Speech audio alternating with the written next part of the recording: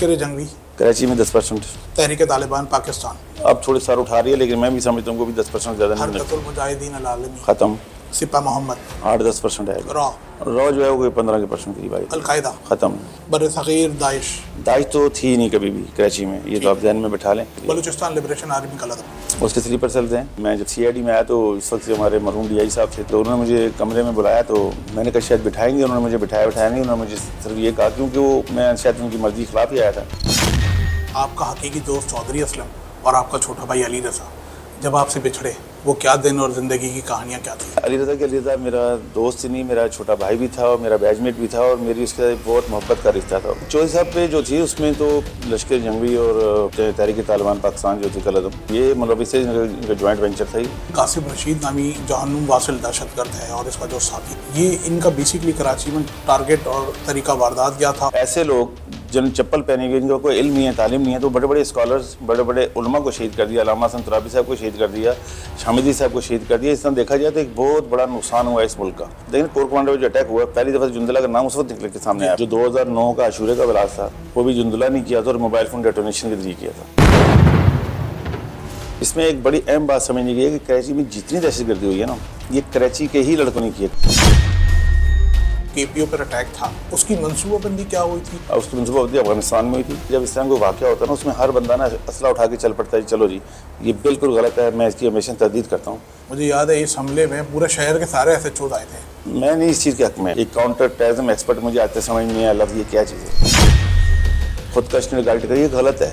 गाड़ी टकराने से कुछ नहीं होता। क्रैकर और ग्रेनेड में लोगों को फ़र्क महसूस होना चाहिए, खासतौर पर पुलिस वालों को। पूरे शहर को जिन्होंने नचाया हुआ था वो सिर्फ 2 लोग थे, वो भी था आसिम कैपरी। ये सारा नीम बुखारी ग्रुप था और उसी की आशीर्वाद से ये बना था। कटी पहाड़ी वाला भालू भी एक कैरेक्टर था। कटी पहाड़ी वाला भालू जो था ना, वो हमसे पहले 2 दफ़ा मारा जा चुका था। चाचा दिलदार भी कराची में मारा गया और लश्कर जंगवी का समझे कि सबसे इम्पोर्टेंट आदमी था। और ये बॉबी का ससुर, तो इस साहब के घर पे हमला करना और बाद में खुद का हमले में असलम साहब शहीद, दोनों गाड़ियाँ इसने बनाई थी। राजा उमर खत्ताब इस वक्त का शहर का कराची पुलिस का एक ताकतवर तरीन अफसर के साथ साथ एक मालदार तरीन अफसर भी है। मैं बड़ा पारसा हूँ या हम भी गुनाहगार हैं।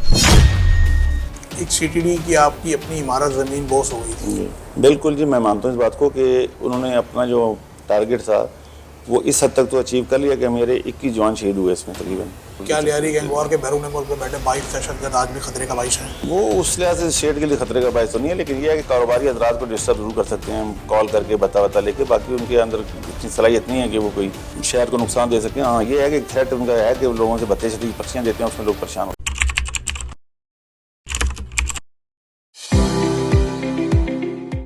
बिस्मिल्लाहिर्रहमानिर्रहीम। कौमी अखबार डिजिटल के साथ मैं हूँ ताहिर अब्बासी। आज के मेरे मौजूद मेहमान जो कभी किसी से लर्ज़े नहीं, डरे नहीं, खौफ उनसे खौफ खाता था, वो अपने आप में किसी खिताब के मोहताज नहीं। नाम उमर और कराची पुलिस उन्हें राजा उमर खिताब के नाम से जानती है। ये ना कि सिर्फ कराची, पाकिस्तान, पूरी दुनिया में सिंध पुलिस की शान और सर के ताज समझे जाते हैं। रिटायरमेंट मुकम्मल हो गई, लेकिन राजा उमर खिताब दहशतगर्दों में वो खौफ पैदा कर गए जो आने वाली कई दहाइयों तक कराची की हिफाजत करेगा। मेरे मौजूद मेहमान के अल्फाज, उनकी अपनी ज़ुबानी आज आप सुनेंगे आज की कहानी में। राजा भाई बहुत शुक्रिया। 35 बरस जवानी, फिर कुछ जवानी की दहलीज का इख्तिताम और अब बुढ़ापा, मगर कभी डरे नहीं। मैंने कभी आपको खौफ खाते नहीं देखा।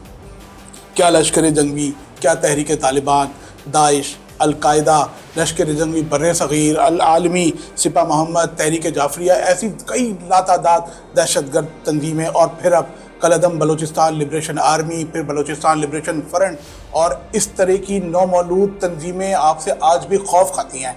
राजा भाई, ये इस खिताब और इस उम्र का फैज़ है या फिर अल्लाह ताला ने कोई ऐसी सलाहियत नवाजी, उसकी वजह क्या थी, ये नौजवान नस्ल जानना चाहती है। बिस्मिल्लाह, बहुत शुक्रिया, आपने मुझे मदऊ किया। देखिए, खौफ उसको होता है जो गलत करता है। दहशतगर्द को खौफ इसलिए होता है कि उसने दहशतगर्दी की है और उसको आगे से जो जवाब दे रहे हैं। हमें इसलिए खौफ नहीं होता कि हम अपने मुल्क के लिए, अपने शहर के लिए, सूबे के लिए, अपने बच्चों के लिए हम जंग करते हैं। तो खौफ किस चीज़ का? खौफ उनको होना चाहिए जो क्रिमिनल हैं। शहरी जो है, मैं चाहता हूँ कि वो हमारे से सीने लगा के मिलें, मोहब्बत करें हमसे। ये मेरा शुरू से मोटिव रहा है। एक शरीफ आदमी जो है ना वो मुझे अपना मसीहा समझे, और जो बदमाश या दहशतगर्द या क्रिमिनल है उसके लिए मैं खौफ की अलामत बनूँ। मेरे खौफ से मुराद मेरी ज़ात नहीं होती है, कानून होता है जिस पर आप अमल दरामद कराते हो, जिसके तहत मातहत होकर आप लोगों के दहशतगर्दों को निपटते हैं। राजा भाई, बहुत सारे ज़िंदगी में वाक़यात गुजरे। मैं शुरू करना चाहता हूँ इस बात से, आपका हकीकी दोस्त चौधरी असलम और आपका छोटा भाई अली रज़ा जब आपसे बिछड़े, वो क्या दिन और ज़िंदगी की कहानियाँ क्या थी? लेकिन जिस दिन चौधरी साहब की शहादत हुई है तो सबसे पहले जो कॉल आई थी वो मुझे आई थी, इसलिए कि वो बिल्कुल सामने एक प्रोजेक्ट बन रहा था। तो वहाँ से उन्होंने मुझे फ़ोन किया कि सर यहाँ पर धमाका हो गया और चौधरी साहब जो है ना उसमें शहीद हो गए हैं। तो वो बंदा वहीं खड़ा था मौके पे। मैंने कहा पहले चेक करो वो खुद हैं, कौन है। उसने कहा नहीं वही हैं और शहीद हो गए हैं। तो मैंने पहली कॉल, हमारे उस इकबाल महमूद साहब होते थे हमारे एडिशनल जी आई जी थे मेरे ख्याल में, उनको मैंने कॉल की, उनको मैंने बताया तो वो भी सख्ते में आ गए। खैर हम पहुँचे वहाँ पर, तो जो सूरत हाल थी वो हमने सारी देखी। उसके बाद जो अब बात करें अली रज़ा की, अली रज़ा मेरा दोस्त ही नहीं, मेरा छोटा भाई भी था और मेरा बैचमेट भी था, और मेरी उसके बहुत मोहब्बत का रिश्ता था उनके अंदर और मेरे में। मतलब मुझे एहतराम का रिश्ता इस कदर था कि वो मेरे बैचमेट होने के बावजूद मेरे सामने सिगरेट नहीं पीते थे, और मेरे पीछे भी मेरी वो इज़्ज़त करते थे, और मुँह पे तो ज़ाहिर है हर कोई करते ही है। तो अल्लाह का शुक्र है दोनों के जो मुलजमान थे दोनों को हमने कैफरे के साथ पहुँचाया। शहादत में कौन सी दहशतगर्द तंजीमें मुलव्वस थी? चौधरी साहब पे जो थी उसमें तो लश्कर जंगवी और तहरीक तालिबान पाकिस्तान जो थी कलदम खिदमत खारिज जो है ये मुलव्वस है, इनका जॉइंट वेंचर था ही। और थोड़ा उसमें अलकायदा का भी एक आधा एलिमेंट था, लेकिन क्योंकि अलकायदा डायरेक्ट कोई काम नहीं करती है, वो अपने ऑफशूट से काम कराती है, तो उस हिसाब से इनका ही था। लेकिन अली रज़ा, ये आपकी महारत ये बताती है कि ये आलमी साजिश थी? नहीं, मैं इसको आलमी साजिश देखना, दहशतगर्द तो जो भी हैं वो अपने एजेंडे पे काम करते हैं, लेकिन जो अली रज़ा को शहीद किया है वो कासिम रशीद ने किया। और वो कासिम रशीद जो था वो 12 साल जेल से छूट के आया, उसके बाद वो फिर गिरफ्तार हुआ, जेल के बाहर आया तो उसने जाके अली रज़ा को शहीद ही नहीं किया बल्कि वहाँ खड़े होकर उसको गालियाँ भी दी थी।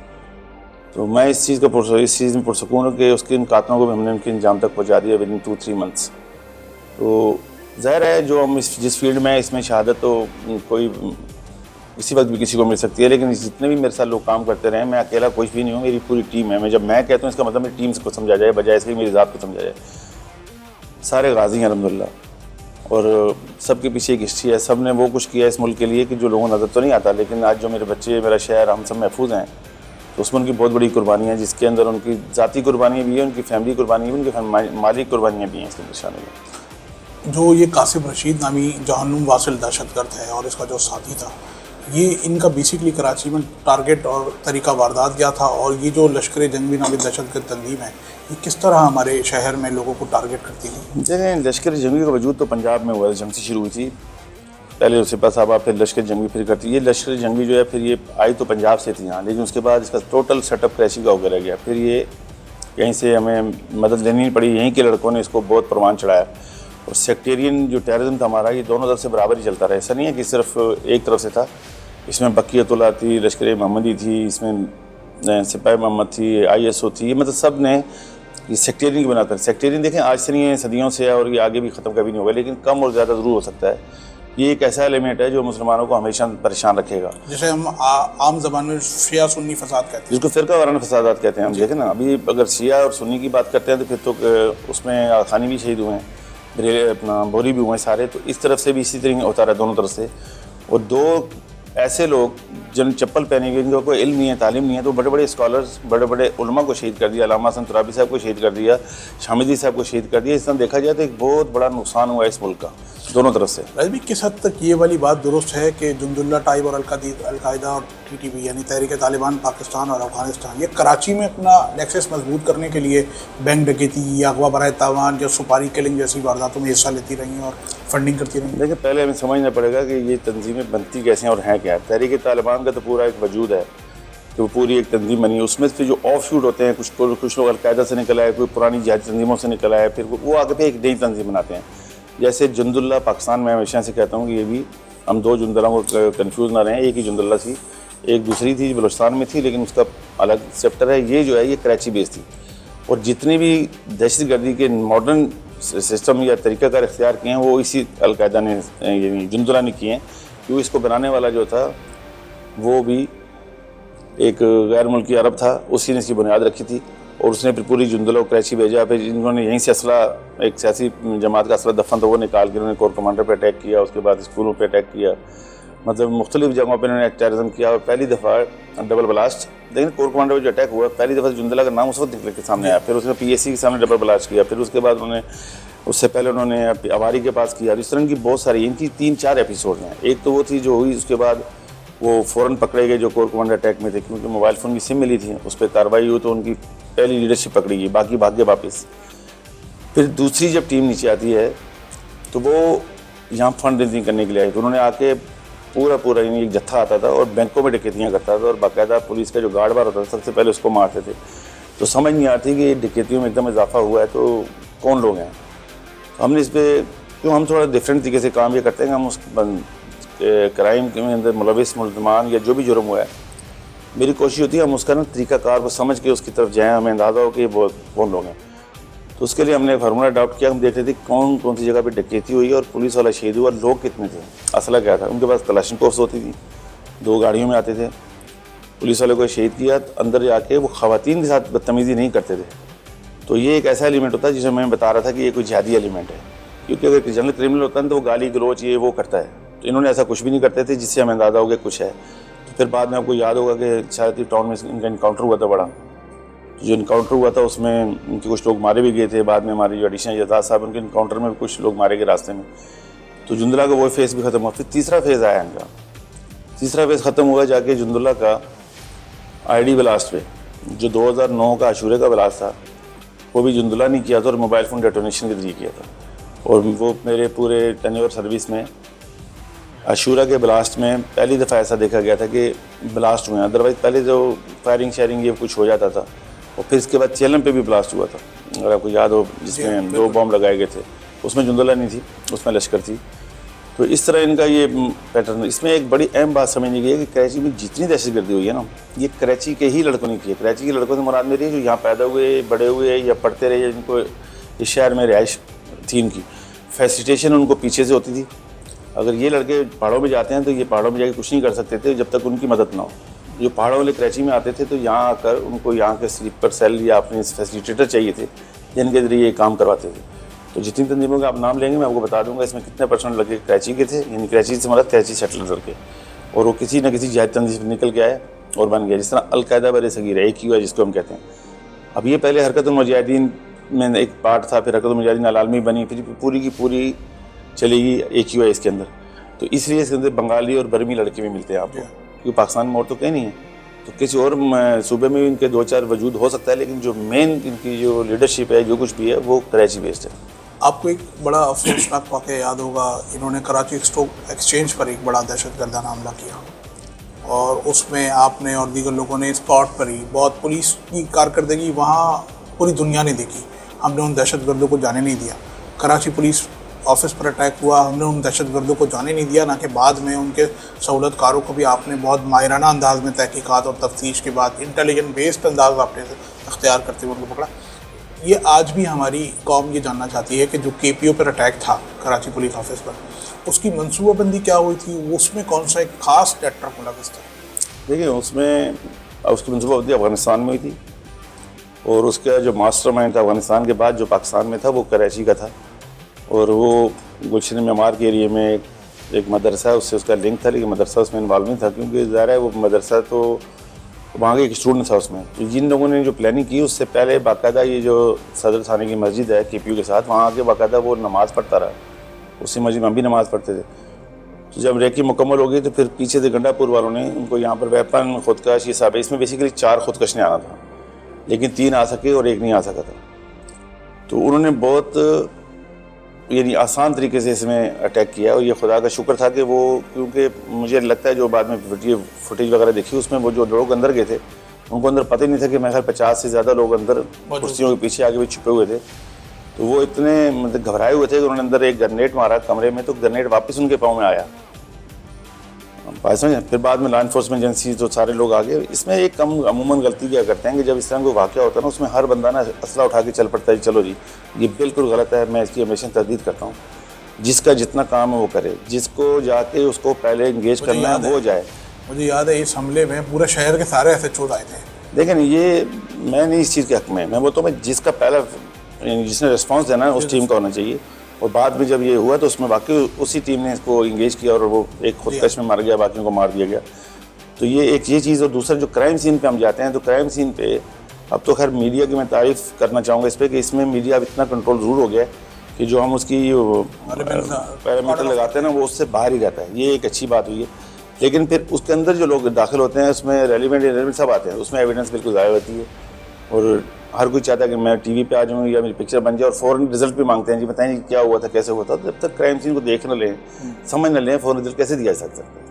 रही साहब, आपकी ज़िंदगी का पहला पुलिस मुकाबला, इस पुलिस मुकाबले में उस वक्त के ताकतवर सियासतदान गुइन हैदर के भाई के कातिल और PSO के अहम तरीन अहदेदार के कत्ल में मुलव्वस एक दहशतगर्द आपने मारा।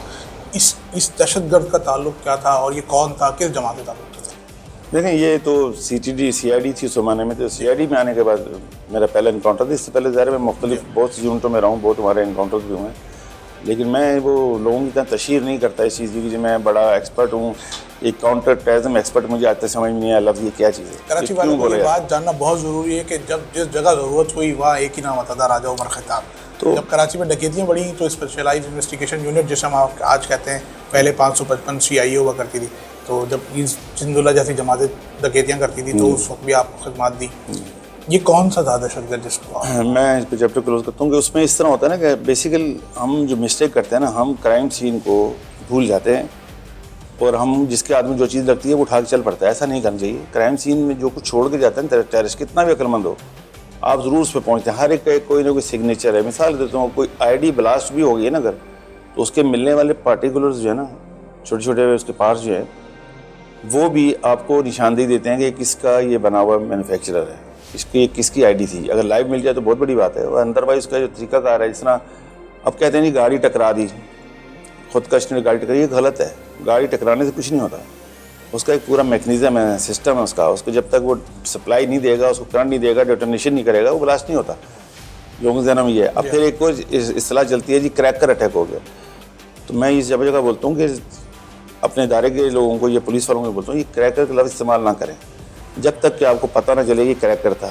क्रैकर अगर अटैक हो तो आप समझ लें कि अब इससे बड़ा ब्लास्ट भी होगा, क्योंकि क्रैकर बनाने का मतलब है एक हैंडमेड ID बनाई है किसी ने। हम आसान लफ्ज़ों में कहते हैं जी क्रैकर नहीं, ग्रेनेड फेंकते हैं ये। अगर ID फेंकी है तो उसको बहुत सीरियसली लेना पड़ेगा। जब थानों पे अटैक होने लगे थे 2014, 16, 15 में, तो उसमें वो क्रैकर कह सकते हैं उनको, क्योंकि वो बॉल बम थे। और ID वो फिर कहाँ से कहाँ तक पहुँचे, उन्होंने फिर पूरे थानों में अटैक किया, रेंजर पे अटैक किया। तो ये IDs हैं। तो क्रैकर और ग्रेनेड में लोगों को फ़र्क महसूस होना चाहिए, खासतौर पर पुलिस वालों को, कि हर अटैक को क्रैकर अटैक ना कहें। उससे कोई इसकी वो वैल्यू कम नहीं हो जाएगी। लेकिन यह है कि वो ग्रेनेड है तो फिर ग्रेनेड है, ये हसास है, ये हसास चीज़ है। जब क्रैकर आएगा तो आपको सोचना चाहिए कि जो एक इतना बड़ा क्रैकर बना रहा है, अब वो 5 किलो को भी बना सकता है। फिर ये आपने अभी जिस तरह अपनी गुफ्तगू में कहा कि अगर क्राइम सीन की कलेक्शन के दौरान हम जो शवाहिद लेते हैं उस पर ID बनाने वाले के लिए हम शनाख्त कर सकते हैं, ये कैसे मुमकिन? देखिए मैं बोल रहा हूँ, ID बनाता है ना, बहुत सारे लोग बॉल बेरिंग लगाते हैं। उस बॉल बेरिंग के साइज़ का हमें आइडिया है, मतलब आइडिया इसलिए कि इतने क्राइम सीन देखने के बाद की बात करता हूँ कि वो 4 mm का या 8 mm का, उससे वजह उसके पीछे एक्सप्लोजिव कितना होगा। उसने अगर नट लगाए हैं तो उसका क्या मतलब है। अगर उसने कीले लगाई हैं, तो छोटे छोटे मेटल के पीस डाल दिए हैं, तो वो अलग तंजीम है। मिसाल के तौर पर अगर ये SRA या अलहदगी पसंद ये काम करते हैं और वो पब्लिक प्लेस पे करेंगे, तो उसमें ज़्यादातर आपको ना कीले मिलेंगी या छोटे शार्पनर मिलेंगे कि लोग ज़ख्मी हो जाएं। पब्लिक प्लेस पे अटैक हमेशा वही करते हैं। तो जिहादी और इनके दरमियान फ़र्क यह है कि जिहादी जो है ना, मैं उनकी, लेकिन हमें खुल के बात करनी चाहिए कि जो भी मजहबी जमातें ना, अगर वो दहशतगर्दी करती हैं तो उनका पीछे कोई ना कोई एक ऐसा वो एजेंडा बना के रखती हैं कि आपने लोगों को मुतमईन कर सकें। अगर किसी एक टारगेट को मारने के लिए दूसरे बेगुनाह 10, 25, 100 लोग भी मर जाते हैं तो वो उसको मार देंगे। लेकिन सिर्फ आम जनरल पब्लिक के जो ऊपर अगर ये कर देंगे तो मेरे नज़दीक मैं समझता हूँ इसके कम चांसेस होते हैं। आपका CID का पहला पुलिस मुकाबला? देखिए, मैं जब CID में आया तो एक वाक़या भी हुआ था कि मैं जब CID में आया तो उस वक्त से हमारे मरहूम DI साहब थे, तो उन्होंने मुझे, मैं डायरेक्ट SHO लगा के, तो उन्होंने मुझे कमरे में बुलाया। तो मैंने कहा शायद बिठाएंगे, उन्होंने मुझे बिठाया नहीं। उन्होंने मुझे सिर्फ ये कहा, क्योंकि वो मैं शायद उनकी मर्ज़ी के खिलाफ ही आया था। उन्होंने कहा ये भाई CID आ गए हो तो यहाँ पर काम करो, लालू को पकड़ो या अकरम लाहौरी को पकड़ो। तो अकरम लाहौरी को तो नाम मैंने सुना था, लालू का मुझे कोई आइडिया नहीं था। तो दूसरे तीसरे दिन मैं मोबाइल लेके गया तो फिर मुझे फ़ोन आया कि ये भाई CID है, यहाँ पर कोई SHO की मोबाइल शोबाइल नहीं होती और तुम मत लेके जाओ मोबाइल। तो मैं ज़ाहिर है मैं डिसाइड तो हुआ, खैर अल्लाह ने करना था तो मुझे एक लीड मिलना शुरू हो गई इसकी, मोहम्मद लालू की। तो 7वां 8वां दिन था, इस पर 1 मिलियन का रिवार्ड भी था और हमारे बहुत से अफसरान तो उस पर कई मिलियन ले भी चुके थे इसको पकड़ने के लिए। तो उसके साथ फिर हमारा कोई 4:30-5 बजे करीब राजपूत कॉलोनी गुलशन इकबाल में, वहाँ हमारा मेरा CID में पहला इनकाउंटर हुआ जिसमें वो मारा गया। वो कराची का अमीर था और बहुत हाई प्रोफाइल लड़का था। लश्कर जंगवी कराची का अमीर था और बहुत सारी किलिंग थी उसकी, एक तो नहीं थी, वो तो बड़ी थी।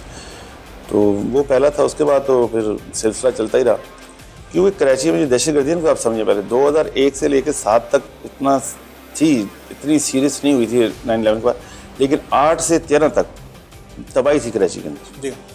और फिर 14 से लेके ये फिर 15 में नीचे आना शुरू हुई। अब 20 से लेके अब तक, 20 से लेके 2020 से 25 तक अब एक स्टेटस पे बिल्कुल लो प्रोफाइल है। उसके मुकाबले में मैं समझता हूँ 5% है। आपकी 35 साल सर्विस के दौरान एक और बड़ी कामयाबी थी कामरान आतिफ। नहीं, कामरान आतिफ बेसिकली उस वक्त ये तंजीम कराची में बहुत एक्टिव थी। सोनू नगम पे अटैक किए इन्होंने जब जी, तो अलालमी बन चुकी थी। अलालमी बन चुकी। तो जब ये अलालमी बनी तो इनका भी एक पीछे एक बैकग्राउंड था। अलालमी उस वक्त बनी जब ये अफगानिस्तान में तो इनका इख्तलाफ हो गया हमारी तंजीम के साथ। तो इन्होंने बोला हम आलमी बनाएंगे, और ये पूरा एक ट्रक असले का कराची पहुँचाया था उन्होंने, और वहाँ कराची में डम था सारा। तो इन्होंने ये जो एक मिसाइल होता है जिसको किसी जगह रख के चलाया था, तो जो हमारा एयरपोर्ट होटल के पास अमेरिकन ठहरे थे या कोई गैर मुल्की थी, उन पर मारा जो शाह फैसल कॉलोनी में गिरा था जाके। इस तरह और उनकी किलिंग थी। तो इसमें जो कामरान आतिफ वाले थे, तो मुझे फर्स्ट टाइम जब इसको ये हमारे इनकाउंटर में ज़ख्मी हो गया था, और ये तकरीबन 14 साल जेल भी काटी इसने। ये पूरा नेटवर्क जब पकड़ा तो फर्स्ट टाइम मैंने एक ऐसी USB रिकवर की और ऐसी ID रिकवर की जो अब बन रही हैं। उस वक्त इन्होंने बनाई थी, पियानो के अंदर एक्सप्लोजिव लगा हुआ था, उसमें एक बटन था कोई सा भी जिसमें बच्चा दबा या कोई भी, एक फ़ोन के अंदर ID बनी हुई थी, और सबसे इम्पोर्टेंट थी जो उस ज़माने में आपको याद होगा कि ये VCR की कैसेटें चलती थी। उस कैसेट के अंदर तकरीबन हमें 250 ग्राम या 200 ग्राम के करीब एक्सप्लोजिव था, और उसकी जो दोनों साइड होती हैं, एक में इन्होंने लगाया हुआ था डिजिटल घड़ी लगी हुई थी, और दूसरी साइड पे मैग्नेट लगाया था। और मुझे फर्स्ट टाइम पता चला जी इसमें जो मैग्नेट लगा हुआ है ये हार्ड डिस्क है, और हार्ड डिस्क का जो मैग्नेट होता है वो काफ़ी वेट उठा सकता है। तो उसने हमें ये बताया कि इसका प्लानिंग ये थी कि हम किसी भी गाड़ी से चिपका देंगे, वो टाइमिंग लगी भी होगी, तोड़ी जाएगी। जो अब ब्लास्ट हो रहे हैं ना मैग्नेट बॉम्ब, ये मैं उस वक्त की बात करूँगा, हालांकि ये 2004-5 की बात है, जब जदीद दौर नहीं था। हाँ, मतलब उस वक्त। फिर एक USB ऐसी मिली, और हकीकत में उस वक्त USB का इतना दौर भी नहीं था। उस USB काफ़ी बड़ी USB थी, उसमें से जब मैंने प्रिंट निकाले तो उसके अंदर पहली सेंट्रल जेल कराची को तोड़ने की प्लानिंग थी। तो उसके अंदर इतनी डीपली उसके अंदर डाटा था कि इसकी डेप्थ कितनी है दीवारों की, कहाँ से कितनी इसकी मोटाई है, और ऊपर जाके कितनी हुई थी, कितना टावर का डिस्टेंस है, और कितना इस दीवार से अंदर हमारे सेल में जो लोग बंद हैं वो उनका डिस्टेंस है। तो इसके लिए इनकी पूरी प्लानिंग थी। लेकिन हुआ क्या कि जो इनका खुदकश था उसकी हाइट थोड़ी छोटी थी, तो ये लाना चाह रहे थे ट्रक, ये वाला फोर्ड ट्रक होता है उसमें एक्सप्लोजिव, तो उसमें उसके पाँव नहीं पहुंच पा रहे थे ब्रेक तक। तो इसी कश्मकश में उसने ट्रेनिंग भी ली, लेकिन वो फिर ज़ाहिर है वो उससे पहले हमने पकड़ लिया इसको, और वो नहीं हुआ। तो बहुत बड़ा एक्सप्लोजिव हमें रिकवर हुआ। कामरान आतिफ मारा गया? ये उस केस में हमने गिरफ्तार किया था, इनकाउंटर में ज़ख्मी हुआ था, फिर जेल चला गया, इसको सज़ा हो गई थी। सज़ा होने के बाद ये सखर जेल से रिलीज़ हुआ, और फिर ये अफगानिस्तान चला गया। ये उस वक्त के ताकतवर तरीन सदर परवेज़ मुशर्रफ पर भी हमले का इरादा। हाँ, ये मैं आपको बताता हूँ। ये फिर अफगानिस्तान चला गया, तो पिछले कुछ अर्से पहले इतलात आई हैं कि वो वहाँ पर वो उसमें मारा गया है अटैक में। मुशर्रफ साहब पे जो पहला हमला था ना, वो इन्होंने ही प्लान किया था। और बिल्कुल जब एयरपोर्ट से निकल के सामने अगर आप देखते हैं ना जहाँ होटल बने हुए, उसके बाद उन्होंने एक मोबाइल फ़ोन की शॉप ली थी। उसके बाद उन्होंने वो सुजुकी खड़ी की थी जिसको परवेज़ मुशर्रफ साहब के ऊपर उन्होंने इस्तेमाल करना था। ठीक, क्योंकि इनको इस चीज़ का आइडिया नहीं था कि उसमें जैमर्स लगे हुए हैं। तो वो कानवाई गुजर गया, तो ये गाड़ी वहाँ 5-6 दिन तक खड़ी रही। फिर इस गाड़ी को ये ले गए और रंगी टाउन या गालिबन नाज़माबाद ले गए।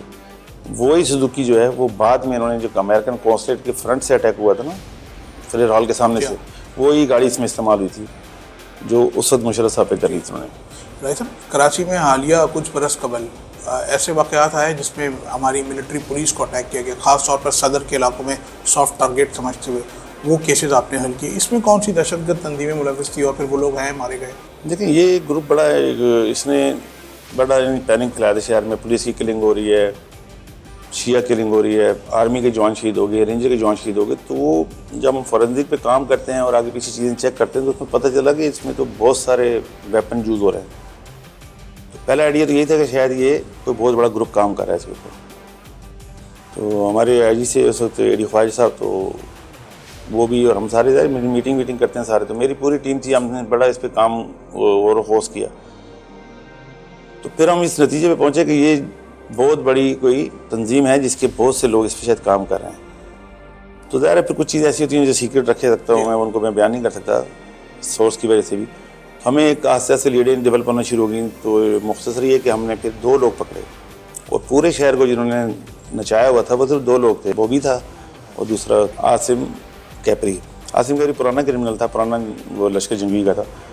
तो उन्होंने वेपन जो थे ना बड़ी तादाद में, ये सारा नईम बुखारी ग्रुप था और उसी की आशीर्वाद से ये बना था और उसी ने इनको ये सबक सिखाया था कि तुम इस तरह काम करना। तो इनसे जब वेपन रिकवर हुए तो इन्होंने वेपन के ऊपर भी लिखा हुआ था कि फ़लाँ केस के फ़लाँ केस, ताकि ये आपस में मैच ना हो और पुलिस कन्फ्यूज़ रहे। 2 लोगों के पकड़े जाने से आप यकीन करें कि कराची में टोटल ज़ीरो कर। आप आसिम कैपरी का एक बड़ा खास कराची में एक काम था अमजद साबरी मर्डर केस। देखिए अमजद साबरी साहब वाला केस भी बहुत बड़ा केस था। उसके अलावा उन्होंने एक फैमिली ठहरी भी थी जिनका आखिरी केस था, वो लंदन से आए थे गालिबन। ये किसी शिया लीडर को मारने के तो वो नहीं मिले, तो रास्ते में उनके घर पे भी उन्होंने अटैक कर दिया, उधर भी 6-7 लोग शहीद किए।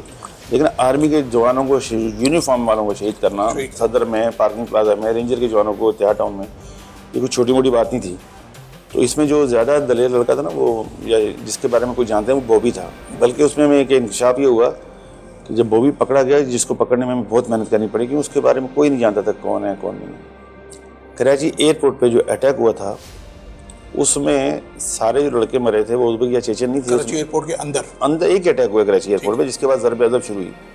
उसमें एक पाकिस्तानी लड़का भी था, वो जो पाकिस्तानी था वो इसका बहनोई था, बॉबी का। तो जिस वक्त ये अटैक हुआ उसी वक्त उन्होंने डेड बॉडी वापस गाड़ी में डाली, नईम बुखारी ने उसको ले गया, फिर जाकर उसको दफन कर दिया औरंगी टाउन में। हमने वहाँ उसकी डेड बॉडी बाद में निकलवाई। तो मतलब उसका इतना ज़्यादा वो था। तो अल्लाह का शुक्र है कि हमने केसेस जो सिलेक्ट किए थे उसके अंदर उन सबको सज़ा मौत हुई है।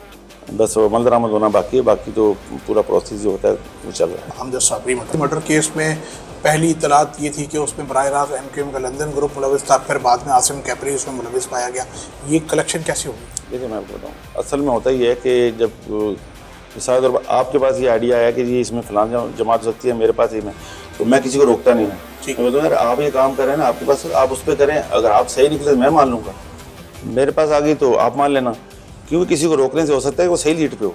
तो मैंने उससे भी कहा था ये सेक्टेरियन किलिंग है, क्योंकि आइडिया हो रहा था कि उसको मारने की वजूहत हमें समझ में आ रही थी, क्योंकि वो जिस मसलक से लश्कर जंगी है वो इनको काफिर समझते हैं, वो बोलते हैं भजन भी गाते हैं। बाद में इस बात की तस्दीक भी हुई और ये इनको टारगेट अचानक नजर आया। अचानक कैसे हुआ कि पीछे कैपरी का घर था जी, तो उसने गुजरते हुए देखा एक दिन, तो उसने पहली बार अटैम्प्ट की लेकिन गाड़ी निकल गई नहीं। ये दूसरे अटैम्प्ट मारा गया और दूसरे अटैम्प्ट में भी अल्लाह ने इनको बचाना था या जो भी, उसने जो पहले फायर किया वो पिस्टल फंस गया, इसने भी दूसरा पिस्टल निकाल के शहीद किया और वही पिस्टल आज उसकी सज़ा मौत का बाइस बन गया।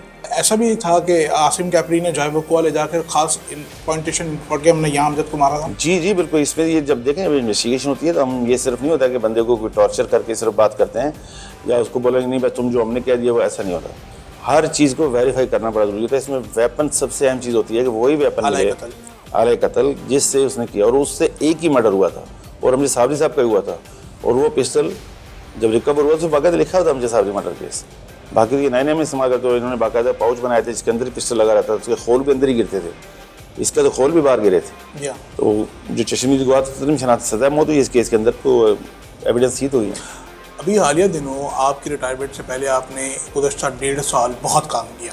मैं एनिशाही, आप बलूचिस्तान और कराची में आप लिखित रहे और आपने कराची एयरपोर्ट के बाहर चाइनीज़ कॉन्वॉय पर अटैक में मुलविस BLA और BLF के दहशतगर्दों को पकड़ा। कौम आज भी जानना चाहती है कि ये जो बलूचिस्तान की अलहदगी पसंद तंजीमें हैं ये कराची में दहशतगर्दी का बाइस है या नहीं है? देखिए कराची एक ऐसी जगह है कि अगर यहाँ पर कोई दहशतगर्द तंजीम जो अपना वजूद दुनिया को बताना चाहती है अगर काम नहीं करती तो उसकी लोगों को मालूमात नहीं होती, क्योंकि यहाँ से उनको प्रोपेगेंडा मिलता है, यहाँ उनको हाई प्रोफाइल टारगेट्स मिलते हैं, यहाँ से उनको जो दुनिया में सोशल मीडिया के ज़रिए या उनके क्लेम प्रमोशन, अब वो जो है ना उनको प्रमोट होते हैं। अब वो अगर वज़ीरस्तान में या बलूचिस्तान किसी दूर दराज एरिया में तो वो नहीं मिलती, इसलिए कराची तो हमेशा टारगेट रहता है। और फिर टारगेट की वजह ये नहीं सिर्फ कि इनकी वो प्रोजेक्शन होती है, पाकिस्तान की ये शहर आ गया, यहाँ जो डिस्टर्बेंस होती है अभी देख Karachi stock exchange, China consulate, Karachi university या एयरपोर्ट के बाद जो चाइनीज़ को टारगेट किया गया तो ये हाई प्रोफाइल टारगेट, इससे उनका वो मकसद जो चाहते थे वो पूरा नहीं हुआ, प्रोपेगेंडा ज़रूर हुआ, लेकिन वो जो जिस तरीके का वो नुकसान चाहते थे वो नुकसान नहीं कर पाए। तो ये अल्लाह का शुक्र है कि यहाँ पर जब इस तरह का वाक़या होता है तो हमारे तमाम इदारे CTD में या CTD के साथ मिल के हम बाकायदा ये एक बहुत अच्छी, यानी ये दहशतगर्दी पर काबू पाने की बहुत बड़ी वजह ये है, हम सब एक जगह बैठते हैं, हर बंदा अपनी इन्फॉर्मेशन शेयर करता है, हर एक को टारगेट मिल जाता है ये करो, और फिर आखिर में फैसला करते हैं भाई इसको लीड किसने लेनी है, क्योंकि ये अब उस क्रेडिट की जंग नहीं है, अब ये बका की जंग है। शुरू से मैं कह रहा हूँ, तो बका की जंग में फिर क्रेडिट कुछ नहीं होता।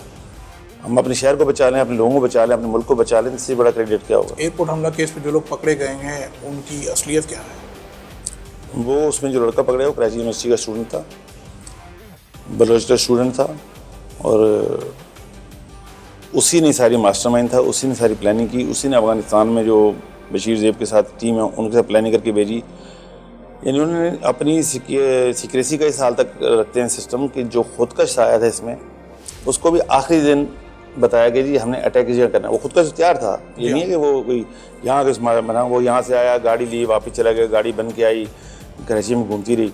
उसके बाद जब ब्लास्ट करने वाला था उससे एक दिन पहले उसको बताया था, जब ये उस रूट की रैकी कर रहे थे भाई यहाँ इस तरह अटैक करना है, यहाँ इस तरह अटैक करना है। तो ये इतना रखते हैं और अपने पास कंप्लीट डॉक्यूमेंट्स रखते हैं, ताकि कहीं ऐसी चेकिंग में पकड़े भी जाएँ तो बोले मेरा ये शनाख्ती कार्ड है, मेरा ये है, मेरे सारी चीज़ें उनकी क्लियर होती हैं। अच्छा, भी तहकीकात में क्या पता चला होगा ये चाइनीज़ कॉन्वॉय अटैक पर कितनी एक मोहताद इन्वेस्टमेंट BLA ने की होगी, जिसके लिए गाड़ी खरीदी गई, लड़कियाँ 1 करोड़ से ज़्यादा, 1 करोड़ रुपये से ज़्यादा, जी हाँ, जिसके लिए होटल बुकिंग कराई गई। लेकिन गाड़ी तो 70-75 लाख की सिर्फ गाड़ी है, फिर ट्रैवलिंग पे रिहाइश, फिर घर लिया था उन्होंने सेफ हाउस बना के, जिस घर में छुप के रहते थे ये सारे, वो था। फिर इनके बाकी दी गए अखराजात जो होते हैं, मतलब उसके पीछे तो फंड है, ज़ाहिर है उसके पीछे तो रॉ पे फंडिंग करी है, तो वो रॉ के जरिए यहाँ तक पैसा आता है। जिस भी केस में आप देखेंगे रॉ के फंडिंग से इन्होंने बहुत बड़े फंड लेके काम किया। भारतीय खुफिया एजेंसी रॉ कराची और मुल्क में दहशतगर्दी में बराह रास्त मुलविस है। लेकिन एक मैं बात कर रहा हूँ, जितनी भी इंटेलिजेंस एजेंसीज होती हैं ना, वो कट आउट रखती हैं बीच में। ठीक, फायर करने वाला हाथ तो मेरा होगा, लेकिन सोच किसी और की होगी। सही पॉइंट समझ। जैसे अभी मातरी में एक मर्डर हुआ, तो मातरी मर्डर हुआ वो एक आम मर्डर था, और उस पर भी तकरीबन 70-75 लाख से ज़्यादा, तकरीबन करोड़ रुपए की डील थी, जिसमें सिर्फ एक आम आदमी को पंजाब से 2-3 लड़के आए और उनको मार दिया। वो उनका टारगेट था इंडिया का, तो उन्होंने इतने पैसे खर्च किए कि उनको जो टारगेट किया। जो लोग, मैं ख़ास तौर पे बच्चों को हिदायत दूंगा कि जो दुबई या दूसरे मुल्कों में, UAE में या स्टेट्स में होते हैं ना, वो जॉब के लिए जाते हैं, वो उनको वहाँ ट्रैप करते हैं, सोशल मीडिया से भी ट्रैप करते हैं, और फिर उनको अपने मकसद इस्तेमाल करते हैं। उनको पता ही नहीं होता कि हम जो काम करने लगे हैं वो है क्या। वो उस वक्त उनको पता चलता है जब काम हो चुका होता है। काम जब हो गया, फिर नुकसान हो गया, तो तबाह तो ये हो जाएंगे। बीच में जो कटआउट हैं उसके ज़रिए डायरेक्ट नहीं पहुँचते, लेकिन ये बातें बड़ी मजबूत छाते हमारे पास मौजूद हैं। इसके पीछे रॉ ने फंडिंग की है, और रॉ ने ही ऑपरेट दिए। जिस लड़के ने सारा प्लान किया है वो पाकिस्तानी था दुबई में, उसको उन्होंने दुबई से आगे निकाल दिया है, उसके कॉन्टैक्ट इस्टेब्लिश हो गए हैं, उनकी रिहाइश की इस्टेब्लिश, तमाम चीज़ें इस्टेब्लिश है हमारे पास। ये नूर हाशिम अलकायदा वाला ये क्या था, और ये कराची में किस हद तक मुलविस था दहशतगर्दी? देखिए, नूर हाशिम जो था ये बेसिकली बंगाली था, तो ये अलकायदा बरसीर का वो शख्स था जो बम बनाने का मास्टरमाइंड था। इसी ने ईदी की एम्बुलेंस में बना के काबुल में अटैक किया था। तो जब ये कराची आया 3-4 खुदकश हमलावरों के साथ, तो हमें इन्फॉर्मेशन, हम बहुत दिनों तक रैकी करते। जब हमारे से इनकाउंटर होगा, उसमें मारा गया ये, तो वहाँ से हमें जो डिटेल्स मिली थी उससे हमें पता चल गया कि एक नहीं है बनाने वाला, इसके साथ एक अलावा एक शख्स और भी है जो ID बना सकता है। लेकिन ID बनाना यानी बम बनाना, वो 1, 2, 3, 4 लोग होते हैं, फेंकने वाले सैकड़ों हो सकते हैं। अगर आप मेन स्विच बंद करना चाहते हैं ना, तो फिर लाइट अंधेरा हो जाएगा, वरना तो बल्ब तो जलते रहेंगे। तो हमने जितना भी काम किया ना, हमने मेन स्विच बंद किए। हमने नूर हाशिम की उस चीज़ को, जो वहाँ से चीज़ें मिली, डाटा मिला, चीज़ें, उस पर हम काम करते रहे, और हमने 1 साल तक काम किया। इसी दौरान हमने देखा कि ये 15 की बात है, अप्रैल 15 में हमारा इनकाउंटर हुआ था। 16 के शुरू में ही ना कराची में दोबारा बिल्कुल सेम नूर हाशिम वाले पैटर्न पे पहला अटैक होता है गुलशन इकबाल थाने पे। ये मैं बात करूँ बोल बम की, वो करते करते बहुत से थानों पे होते गए। तो बहुत जगह भी ये भी हुआ कि नहीं ये वो नहीं है, फलां हो सकता है, फलां हो सकता है। तो हमने कहा ठीक है, अगर आप कहते हैं फलां तो आप साबित करते हैं, हम साबित करेंगे। तो 2015 के ब्लास्ट और जो 2016 के, सब में चीज़ में सेम थी। तो हमने पूरा 1 साल रैकी करने के बाद 2 लोग जो थे उनको गडाब में इनकाउंटर में मारा, तो हमें पूरी वहाँ से फैक्ट्री मिली। और उसके बाद 2016 अप्रैल में, आपको बाकायदा स्पेसिफिक बता रहा हूँ, उसके बाद AQI का कराची में एक भी ब्लास्ट नहीं हो सका, क्योंकि जो मनाने वाले ख़त्म हो गए। ये मैन्युफैक्चरिंग कराची कैसी होती थी राजा भाई? देखिए, ये कोई बहुत बड़ी साइंस नहीं है। लोग समझते हैं इसमें कोई बहुत बड़ा फंड चाहिए, कुछ भी नहीं होता। ये जो हैंडमेड एक्सप्लोजिव होता है, ठीक है। इसके लिए आपको बॉल बेरिंग चाहिए, बॉल चाहिए, सीमेंट चाहिए, और उसके साथ एक्सप्लोजिव की कुछ इंग्रेडिएंट्स हैं वो चाहिए, और एक एक्सपर्ट चाहिए। सही। अब जब नईम बुखारी वालों ने काम किया तो उन्होंने तो एक नई जिद्दत लेके आए। उन्होंने कर्व स्टोन जो रोड की साइड पे लगे होते हैं, जी हाँ, ब्लॉक वो लगाए। नहीं, एक ब्लॉक बम थे, कर्व स्टोन था, वो उसमें बम बनाए, ब्लॉक बम बनाए। उनकी डाइयाँ आज भी हमारे पास रखी हुई हैं, उनके सैंपल आज भी हमारे पास पड़े हुए हैं। वो 5-5 केजी के बम थे। जैसे अशूरा पे जो ब्लास्ट हुआ 5 केजी से ज़्यादा का ब्लास्ट था। तो अब आप रोज़ गुजरते हैं मोटरसाइकिल में, आपको क्या पता है ब्लॉक बम पड़ा है या क्या रखा हुआ है। लाइव भी मिले हमें और फटे बाद में। वो फिर कौन के बम भी मिले। कौन क्या था कि वो उन्होंने बाकायदा ऐसी लंबी सी कौन बनाई, मेटल की थी, वो डायरेक्शनल बम भी होते हैं। अब एक्सप्लोजिव चारों तरफ से फटता है, ऐसा नहीं वो एक तरफ से फटे। अब लेकिन जब डायरेक्शन दे देते हैं आप उसके आगे आप बैरिंग लगा देते हैं तो फटेगा तो चारों तरफ से। लेकिन जहाँ जिस तरह से बैरिंग या नट लगे हुए ना, वो टारगेट करेगा जाके उस जगह को। तो इस तरह के जो नेवल बेसिस पे अटैक होते रहे वो सारे ये थे। ये चाचा दिलदार भी कराची में मारा गया क्या? चाचा दिलदार बॉबी का ससुर था, मास्टरमाइंड था, आईडी एक्सपर्ट था, और लश्कर जंगवी का समझे कि सबसे इम्पोर्टेंट आदमी था। और ये बॉबी का ससुर चौधरी असलम साहब के घर पे हमला करना और बाद में खुद का हमले में असलम साहब शहीद, दोनों गाड़ियाँ इसने बनाई थी। चौधरी असलम हमला केस के पीछे आप क्या समझते हैं, कौन से महरक़ात हो सकते हैं? देखिए, चौधरी साहब ने जो काम किया आज तक उस केस में कोई ऐसी चीज़ क्लियर नहीं हो सकती। नहीं क्लियर है कि ये केस। देखें, जब रवाज चल पड़ता है तो मीडिया भी कुछ रवाज के साथ ही चलता है कि जो भी पकड़ा जाए जी कमांडर मारा गया, फलाना मास्टरमाइंड मारा गया। तो भाई जो मास्टरमाइंड है उसको मास्टरमाइंड ही लिखें, वरना जो कमांडर है वो कमांडर को 6 मारे, 6 कमांडर तो नहीं होंगे ना। चौधरी साहब वाले केस में ये था कि इसकी जो प्लानिंग करने वाले, इसकी एग्जीक्यूशन करने, खुदकश तो मर गया, खुदकश की भी शनाख्त हमने कराई थी।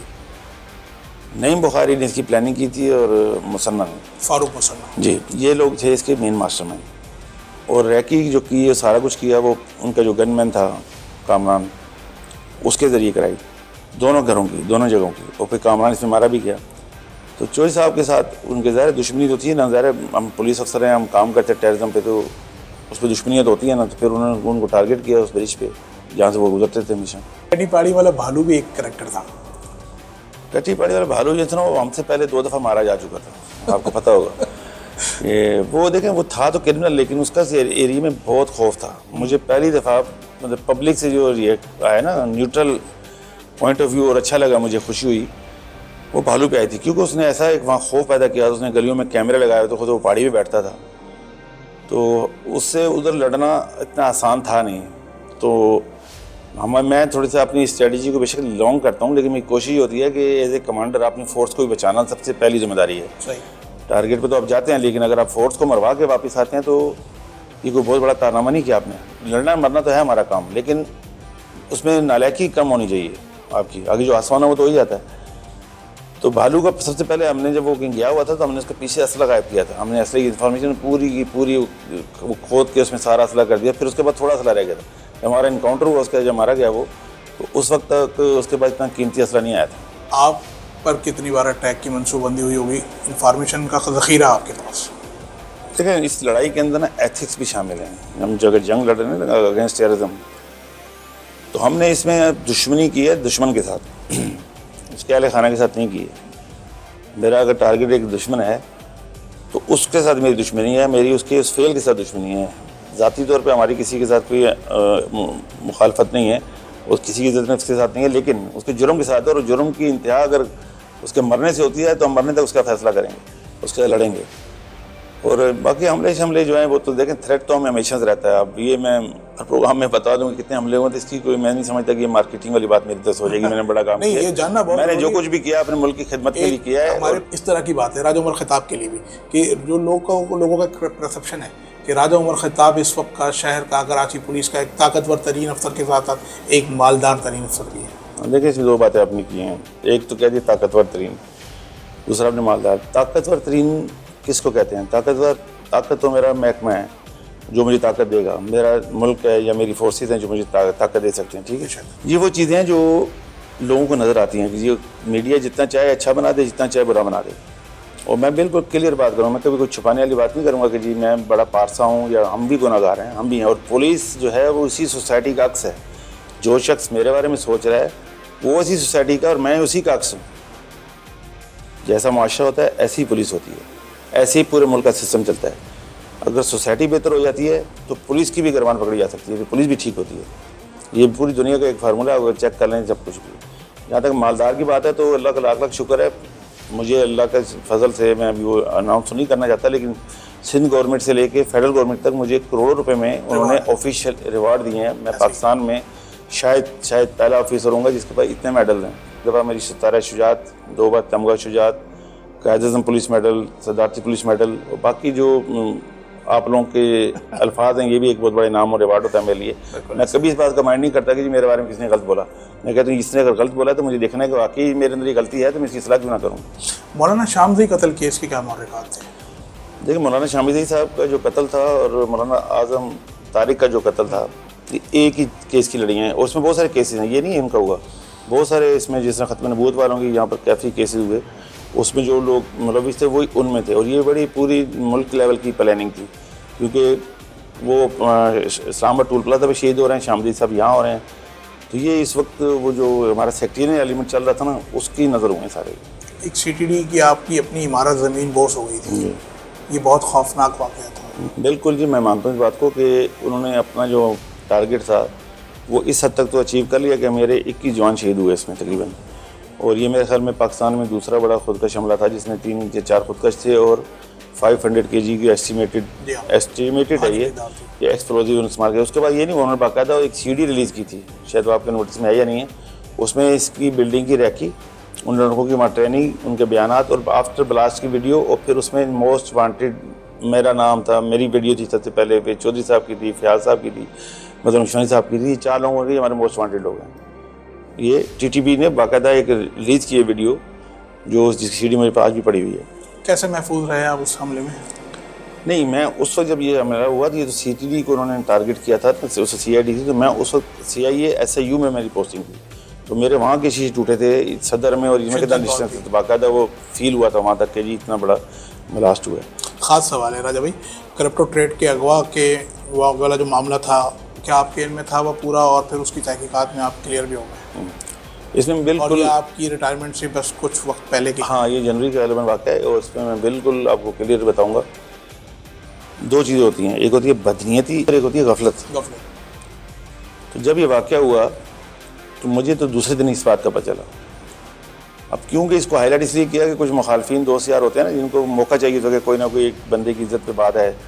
जैसे ही हुआ तो सबसे पहले मैंने खुद आई साहब से रिक्वेस्ट की, अपने एडिशन से रिक्वेस्ट की कि मुझे इंक्वायरी में, मेरे खिलाफ इंक्वायरी करें, और अगर मैं इसमें गिल्टी पाऊँ या मेरी टीम का कोई, मतलब मेरी टीम से मुराद है कि मेरा, क्योंकि भाई भी इस टीम में था, तो ये, क्योंकि जिस टीम का ये कारकुन था ना वो सबसे हमारी हाई प्रोफाइल टीम थी, जिसका ये लड़का, इसका मैं जिक्र करूँगा आगे, जिसने ये हरकत की थी, तो मैंने उनको खुद किया। मैं अगर गलत होता तो मैं कभी भी नहीं कहता कि मेरे खिलाफ इंक्वायरी की जाए।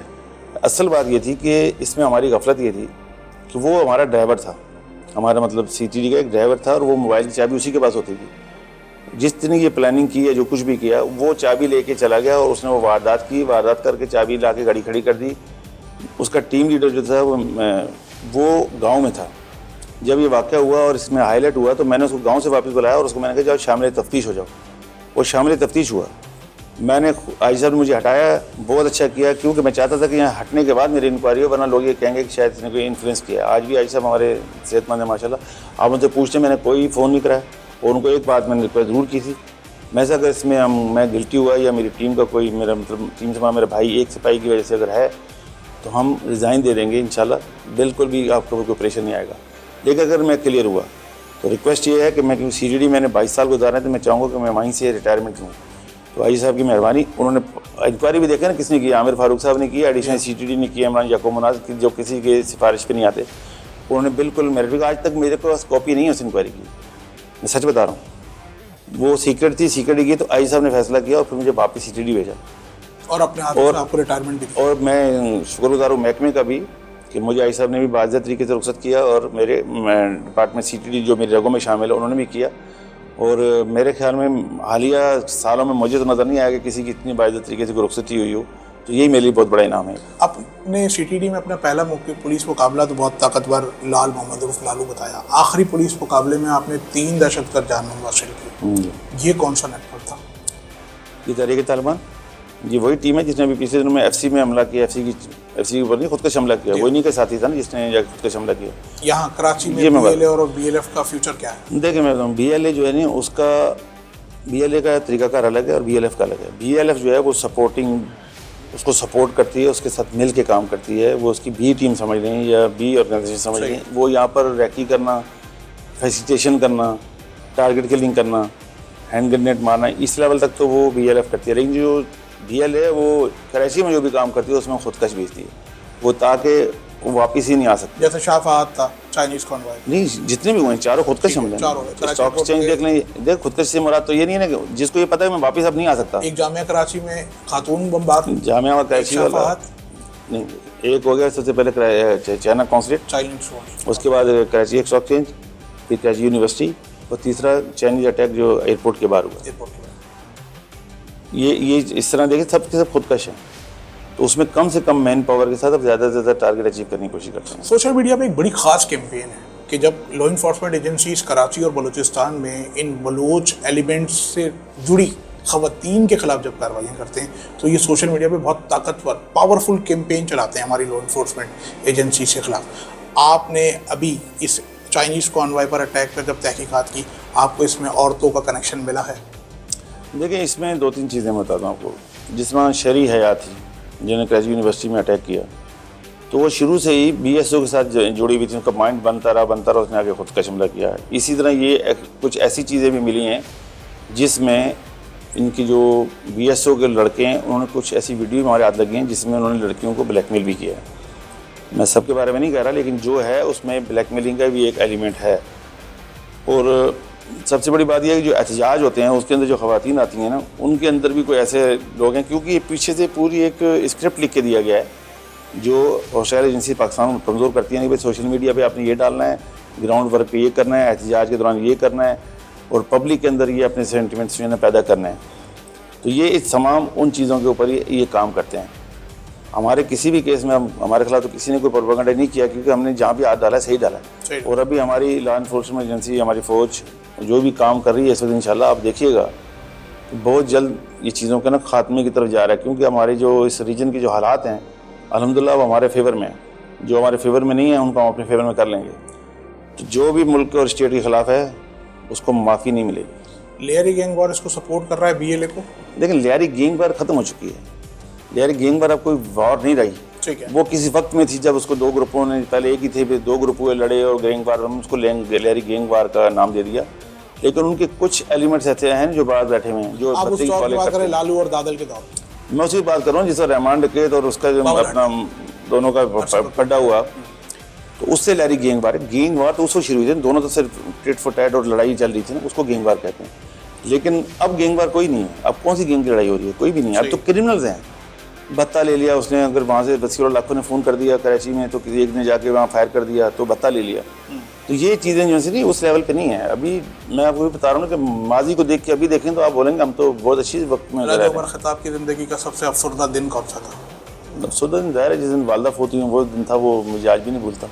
वो ऐसा दिन था कि जब मेरी वालदा फोत हुई हम गाँव में थे, तो मेरी शादी का 7वां दिन था, उनकी डेथ हुई। तो उनको मैं चारपाई पे जब लिटाया ना ले जाने के लिए, तो वो हमने कोशिश की वो मुंह से मैं पंप करूं तो वो फोत हो चुकी थी। लेकिन मुझे आज भी याद है कि उन्होंने अपनी पूरी आंखें खोली और मेरी आंखों में आंखें से डाली और फोत हो गई। तो मैंने उस दिन समझ लिया, मैं आज भी समझता हूँ कि शायद उस दिन मुझे दुआएं भी दे दी और जिम्मेदारियाँ भी दे दी उन्होंने कि तुमने पूरी करनी है, और आज तक मैं पूरी भी कर रहा हूँ। अल्लाह मेरी मदद भी करता है। सबसे चहीता यार जो जुदा हो गया ज़िंदगी में, मेरा एक दोस्त है उसका नाम सफ़ीर रहमान मरहूम, अल्लाह ताला उनकी जन्नत में जगह थे। उस वक्त मैं पुलिस में नहीं आया था, तो वो मेरे बहुत करीबी दोस्त थे और बिल्कुल यंग एज में थे। वो बड़ी, हम दोनों मस्जिद के असल में बड़ी खिदमत करते थे। फैमिलीज़ ने कभी शिकायत की कि राजा उमर खिताब तुमने अपनी इस फोर्स के चक्कर में हमारी ज़िंदगी तक? नहीं, मेरी फैमिली ने कभी शिकायत नहीं की है। और मैं घर को और अपने जॉब को दोनों को अलग रखता हूँ। मैंने कभी बाहर की बातें घर पे आके कभी डिस्कस नहीं की। घर तो एक अलग चीज़ है, एक अलग पनाह है, वहाँ तो आपको सुकून चाहिए। मैं घर पे भी जाके अगर ये बातें करता तो मसला, लेकिन अब मुश्किल है। अब मुश्किल इसलिए है कि अब बच्चे बड़े हो गए हैं। बच्चे बड़े हो गए तो उनको हम नहीं बताते, वो बाहर से सुन के या सोशल मीडिया पर देख के पूछने डैडी आपने हमें बताई नहीं, तो फिर उनको समझाना पड़ता है बेटा ये चीज़ है। पहले कभी नहीं मैंने जिक्र किया था इन चीज़ों का। ज़िंदगी का कामयाब तरीन ऑपरेशन? देखिए अल्लाह का शुक्र है सारी कामयाबी है। एक नंबर राजा उमर खिताब के साथ पुलिस मुकाबले में कितने लोग मारे गए होंगे? नहीं, मैं नंबर ही दूंगा आपको, क्योंकि ये वो मैं वैसे शुरू से इसके खिलाफ हूँ कि जी मैंने फलां इतने सौ मार दिए, इतने सौ मार दिया, ऐसा कुछ भी नहीं होना चाहिए। जो दुश्मन है, जो हमारे हाथों मारा गया। आपने एक सवाल किया था कि मेरे कितने साथी शहीद हुए। देखें, साथियों का शहीद होना, मेरे साथ वालों का, ये बहुत बड़ा क्रेडिट नहीं है, ये नाकामी होगी मेरी। मैं अल्हम्दुलिल्लाह इतनी हिकमत अमली करता हूँ, अल्लाह की ज़ात मदद करती है। मेरे से 2 जवान शहीद हैं, आप पूछ सुनेंगे। पहला वो जिसने सबसे पहला मेरा इनकाउंटर करवाया था लालू के साथ, वो कुछ दिनों बाद उसको लश्कर जंगवी ने लियारी में शहीद कर दिया। और आखिरी जवान अरशद शहीद था, जो जंजाल गोट में हमारा जो इनकाउंटर हुआ था उसमें वो शहीद हुआ था। और ये पूरी हिकमत अमली और प्लानिंग में बहुत ज़्यादा फोर्स के साथ रेड करने का कायल नहीं हूँ मैं। वो तो इतनी फोर्स हो जो आपकी उंगली से इस उंगली तक आपके कंट्रोल में हो। अच्छा भाई, कुछ 10-12 मेरे पास दहशतगर्द तंजीमों के नाम हैं, बहुत मुख्तसर। लश्कर जंगवी कराची में 10%, तहरीक तालिबान पाकिस्तान, कराची में अब थोड़े सार उठा रही है, लेकिन मैं भी समझता हूँ कि 10% ज़्यादा नहीं हरकतुल मुजाहिदीन अल आलमी, ख़त्म। सिपा मोहम्मद तो सिपा मोहम्मद सर में नाम देते, सिपा मोहम्मद तो अब उसका उस तरह का हिसाब नहीं है, लेकिन उस सेक्टेरियन के हवाले से मैं बताता हूँ तो ये भी कोई 8-10% है। रॉ जो है वो कोई 15% की बात। अलकायदा ख़त्म। बर सग़ीर दाइश तो थी नहीं कभी भी कराची में, ये तो आप ध्यान में बैठा लें, कभी भी नहीं थी। क्यों सफूरा के बाद ये इनका वो नहीं रहा। अब ISKP भी बन गई है, जो भी बन गई, उसका अभी तक यहाँ कराची में तो कोई वजूद सामने नहीं आया। और दूसरा क्या पूछा आपने? तहरीक जाफरिया मोहम्मदी, वो मैं सेक्टेरियन को एक तरफ कर दिया। बलूचिस्तान लिबरेशन आर्मी का लदम, उसके स्लीपर सेल्स हैं। BLF किसी हद तक कराची में एक्टिव भी है और स्लीपर सेल भी हैं, ज़्यादा नहीं। तहरीक तालिबान पंजाबी ग्रुप अब ख़त्म हो चुके हैं, मर जा चुके हैं एक दूसरे के अंदर। ये नाम मुख्तलिफ हैं, पुराने नाम है जो एक दूसरे के अंदर डाल क्या लियारी गैंग वॉर के बैरून मुल्क में बैठे 22 दहशतगर्द आज भी खतरे का बाइस हैं? वो उस लिहाज से स्टेट के लिए खतरे का बायस तो नहीं है, लेकिन यह है कि कारोबारी हजरात को डिस्टर्ब जरूर कर सकते हैं कॉल करके, बता लेके। बाकी उनके अंदर इतनी सलाहियत नहीं है कि वो कोई शहर को नुकसान दे सकें। हाँ, ये है कि थ्रेट उनका है कि लोगों से बत्ते की पर्चियाँ देते हैं, उसमें लोग परेशान होते हैं। वो पैगाम जब अपने साथियों को देना चाहते हैं? मेरे साथियों को एक ही पैगाम है कि जो मिशन हमने शुरू किया था, रिटायरमेंट तो सर्विस का हिस्सा होती है, लेकिन जो सिपाही होता है ना, वो रिटायर्ड महकमे से हो जाता है, अपने फ़र्ज से कभी नहीं होता। तो हमेशा अपने मिशन और अपने काम के लिए अपने आप को हाजिर रखें और अपने काम पे फोकस करें, अपनी नेक नीति को सही रखें। और अगर गलत कर रहे हैं तो छोड़ दें, अगर समझते हैं हम सही कर रहे हैं तो इसको एंड तक जरूर ले जाएं। अल्लाह ताला आपको कामयाब नासिर हो। रिटायरमेंट के बाद अब अगला मिशन? हाँ, अभी तो कोई फैसला नहीं किया है। अभी थोड़ा सा पहले उस चीज़ से तो बाहर निकल आए कि मैं रिटायर हो गया हूँ, क्योंकि होता है ना इतने साल काम करके बंदे को वही ज़हन में होता है। नहीं, ये दहशतगर्द तंजीमें जो ना अभी भी इस कश्मकश में है कि हो सकता है राजा उमर खताब इससे मज़ीद ख़तरनाक होकर हमारे सामने आ जाए। देखिए, मैं अकेला कुछ भी नहीं हूँ। ये महकमे, देख कुछ लोग होते हैं जो महकमों से बनते हैं और कुछ महकमे होते हैं जो किसी बंदे से बनते हैं, लेकिन फिर वो उल्ट हो जाता है। जब कोई डिपार्टमेंट बन जाता है तो उसमें कई लोग पैदा होते हैं। जैसे CTD अभी हमारी नहीं है, हरारकी जो आई है, आज़ाद साहब आए हैं, अपने हमारे असफर मैसर साहब हैं, बाकी मेरे 2 SSP साहब जो हैं, इरफान साहब संघा, तो अच्छे अफसर हैं। मसला ये है कि इस कराची में काम करने के डायनामिक्स पंजाब से बिल्कुल डिफरेंट है। अगर हम ये सोचेंगे ना उनका जो पैटर्न है CTD का, वो हम लेके चलेंगे तो हमें वो फैसिलिटीज़ नहीं है और हमें उस तरीके से शायद यहाँ इतनी कामयाबी भी ना हो। हमें अपना पैटर्न यहाँ का सेट करना है, क्योंकि जो कराची में टेररिज्म है ना, पाकिस्तान में कहीं भी नहीं है। यहाँ कौन सी दुनिया की तंजीम है जिसने काम नहीं किया, और कौन से सेक्टेरियन, एथनिक यानी फ़िरकावारियत छोड़ दें, लिसानी देख लें, बाकी कौमें देख लें, जितने भी मामला हैं वो तो कराची में। कराची को एक अलग तरीके से हमें अपने आप को डील करके चलना पड़ेगा। अल्लाह ताला हम सब की मदद करे और मेरा शहर हमेशा सलामत रहे। कौन सा ऑपरेशन जो नाकाम अधूरा छोड़ा है? बड़ा मुश्किल सवाल कर दिया आपने ये एकदम से। इसके लिए मैं देखें, ये मेरा जो अधूरे की बात तो नहीं है, मैं जिम्मेदारियाँ आगे कन्वर्ट करके जा रहा हूँ कि जो अभी जिसमें पुलिस वालों की किलिंग हुई है, मेरे जवान जो शहीद हुए हैं, खास तौर पे करूँगी साहब, ये एक काम था जो कंप्लीट नहीं हुआ मेरे एंड पे। आखिरी दिनों में मैं रिटायर हो गया। इसी सवाल पे आए थे, इस बरस 14 पुलिस एहलकारों की शहादत हुई। लेकिन 14 के 14 से ना वो टारगेट किलिंग में नहीं हुए शहीद। कुछ पुलिस 4-5 केसेज जो है ना वो बड़े सीरियस हैं, जैसे मलीर चौकी नहीं, उन दोनों को अलग रखें। कराची पे ये जो चौकी पे हमला हुआ, डिफेंस में मोबाइल पे हमला हुआ, फेज़ 1 में एक जवान शहीद हुआ, फिर ट्रैफिक एक जवान शहीद हुई, एक केस की एक ही लड़ियाँ हैं। ये ट्रैफिक पुलिस वाला जो बोर्ड पेशन बिल्कुल ये एक ही था पैटर्न। ठीक है। और ये मेरी सर्विस के आखिरी दिनों में ये सारे केसेस हुए थे, लेकिन अल्लाह का शुक्र है कि इसकी लीड में आगे फॉरवर्ड करके चला गया हूँ। एक दौर था जब सफ़ेद यूनिफॉर्म वालों को लश्कर जंगी टारगेट करती थी, वो मकसद क्या था? हाँ, ये था इस तरह, जब लश्कर जंगी वाले उसमें इरशादुल्लाह एक ख़ास तौर पे नाम मैं लूँगा, जिसने मेरे घर पे भी अटैक किया था। बाद में उसी के ज़रिए हम घूमते फिरते अलकायदा, दाइश और कहाँ से कहाँ पहुँचे। वो कहते थे कि जी यूनिफॉर्म वाला ना ये जहाँ नज़र आए इसको मार दो। तो वजह तो आपको पता है ना, उनको आगे यूनिफॉर्म वाली तो रोक रहा है, कोई दूसरा तो नहीं रोक रहा है। यूनिफॉर्म वाला चाहे ट्रैफिक पुलिस वाला था, वो तो टारगेट, वो बेचारा रोक तो नहीं रहा, लेकिन उसको भी उन्होंने टारगेट किया। ये टीटीपी ने भी किया, लश्कर ने भी किया, मुख्तलिफ देहाती तंजीमों ने किया। इसमें कोई सिर्फ पुलिस वालों की वजह से। अब कराची में आखिरी ये कि जो कलदन तंजीमें हैं वो सोर्स ऑफ इनकम के लिए बैंक डकैती और अगवा या शॉर्ट टर्म किडनैपिंग के साथ सुपारी किलिंग की वारदातें नहीं कर रहे हैं। देखिए सुपारी किलिंग की जो बात है ना, वो दिहाड़ी के जो अपना क्रिमिनल है वो तो कर सकते हैं। इसमें अमूमन बिल्डर माफिया ये दूसरे लोग होते हैं, लेकिन ये जो टेररिज्म के हवाले से है ना, वो 15 के बाद 16 के बाद काफ़ी ख़त्म हुआ। इसमें बड़ा फ़र्क पड़ गया अल्हम्दुलिल्लाह। आज आप कराची को देखें ना, अल्हम्दुलिल्लाह कराची आज बिल्कुल बाकी रोशनी का शहर बना हुआ है। अगर आप 12, 13, 14, 15 तक जाए ना, तो उस वक्त तो खौफ का क्या आलम था, आपको खुद अंदाज़ा होगा। अल्लाह का शुक्र है, मैं तो इस बात की खुशी महसूस करता हूँ जब मैं देखता हूँ लोग। 35 बरसों का खुलासा आपने 35 मिनट में हमारी इस कौम को सुनाया। ये थे राजा उमर ख़त्ताब, जो चट्टान है, सिर्फ ख़िताब के मोहताज नहीं हैं, ख़ुद उमर ख़त्ताब हैं। राजा उमर ख़त्ताब की गुफ्तगू आपने सुनी। अगर आपने कौमी अखबार की पेजेस को लाइक नहीं किया तो उसे लाइक करें और हमारे साथ जुड़े रहें।